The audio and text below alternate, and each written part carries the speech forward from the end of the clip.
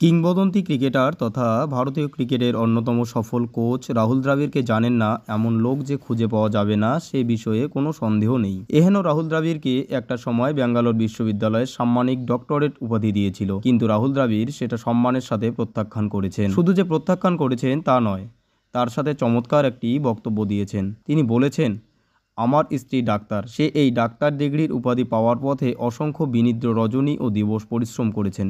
আমার মা স্থাপত্য বিভাগের অধ্যাপক, তিনি এই ডিগ্রির জন্য দীর্ঘ 50 বছর অপেক্ষা করেছেন, অধ্যবসায় করেছেন, পরিশ্রম করেছেন।